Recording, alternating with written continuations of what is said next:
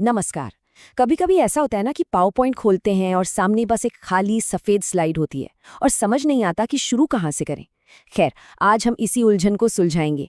इस पूरे विश्लेषण में हम वो सारी बेसिक बातें जानेंगे जो एक बढ़िया प्रेजेंटेशन बनाने के लिए जरूरी हैं। तो हमारा सफर 4 आसान हिस्सों में बटा होगा। सबसे पहले तो ये समझेंगे कि भाई ये प्रोग्राम आखिर है क्या, फिर देखेंगे इसे खोलते कैसे हैं, उसके बाद एक स्लाइड का स्ट्रक्चर कैसे बनाते हैं, और हाँ, आखिर में उसे एक बढ़िया सा विजुअल स्टाइल कैसे देते हैं वो भी सीखेंगे। देखिए, किसी भी टूल को इस्तेमाल करने का पहला नियम क्या है? पहले उसे समझना, है ना? तो चलिए, सबसे पहले ये जानते हैं कि पावर पॉइंट का असली मकसद क्या है। ये असल में करता क्या है? बिल्कुल सीधे और सरल शब्दों में कहें तो पावर पॉइंट ना एक तरह से हमारे आइडियाज को एक विजुअल कहानी में बदलने का जरिया है। मतलब ये सिर्फ टेक्स्ट और इमेज को एक जगह चिपकाना नहीं है। असली बात ये है कि हम अपनी जानकारी को इस तरह से सामने रखें कि देखने वाले को सब कुछ आसानी से समझ आ जाए। अच्छा, थ्योरी तो बहुत हो गई, अब थोड़ा प्रैक्टिकल हो जाते हैं। तो चलिए सीधे देखते हैं कि पावर पॉइंट को असल में शुरू कैसे करते हैं। अपने कंप्यूटर पर पावर पॉइंट को शुरू करना ना सच में बहुत आसान है। बस ये सिंपल से स्टेप्स फॉलो करने हैं। पहले स्टार्ट पर क्लिक किया, फिर ऑल प्रोग्राम्स में गए, वहां माइक्रोसॉफ्ट ऑफिस को ढूंढा और बस माइक्रोसॉफ्ट पावर पॉइंट पर क्लिक कर दिया। लीजिए, अब पहली प्रेजेंटेशन बनाने का रास्ता खुल गया है। तो ठीक है, एप्लीकेशन तो खुल गई, अब सामने है एक खाली स्लाइड।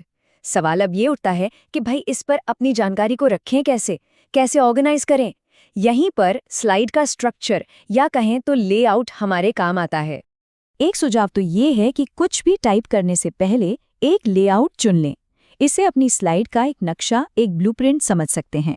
ये पहले से ही तय कर देता है कि कौन सा टेक्स्ट कहाँ आएगा, कौन सी तस्वीर कहाँ लगेगी।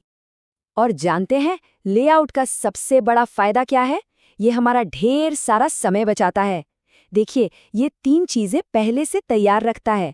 फॉर्मेटिंग मतलब टेक्स्ट कैसा दिखेगा, पोजिशनिंग यानी कौन सी चीज कहाँ रखी जाएगी, और प्लेस होल्डर मतलब कंटेंट डालने के लिए वो खाली बॉक्स।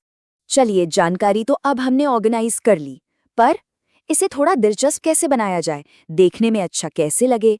अब बारी है इसमें थोड़ा विजुअल स्टाइल डालने की, ताकि देखने वाले का भी मन लगा रहे। देखिए, प्रेजेंटेशन को एक प्रोफेशनल लुक देने के लिए ना 2 चीजें बहुत काम आती हैं, थीम्स और ट्रांजिशंस। थीम क्या करती है? वो पूरी प्रेजेंटेशन के रंग, फॉन्ट मतलब पूरे लुक को एक जैसा बना देती है। और ट्रांजिशन, वो एक स्लाइड से दूसरी स्लाइड पर जाने के तरीके को थोड़ा स्टाइलिश, थोड़ा आकर्षक बनाता है। अगर पूरी प्रेजेंटेशन को एक झटके में, एक क्लिक में नया लुक देना हो तो बस डिजाइन टैब पर जाना है। वहां पर थीम्स की पूरी एक गैलरी मिलेगी।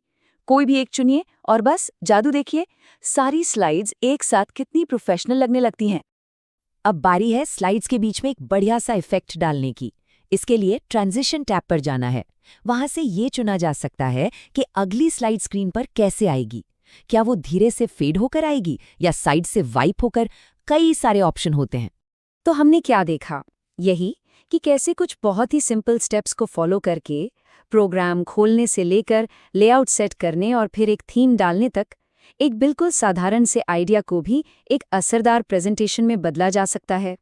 तो आज हमने पावर पॉइंट के कैसे वाले हिस्से को तो समझ लिया, लेकिन असली मजा और असली चुनौती क्या में है? मतलब इन टूल्स का इस्तेमाल करके अपनी जानकारी को एक ऐसी दिलचस्प कहानी में कैसे बदला जाए जिसे लोग वाकई याद रखें। तो अब सोचने वाली बात यह है कि अपनी कहानी को कहने का सबसे अच्छा तरीका क्या होगा।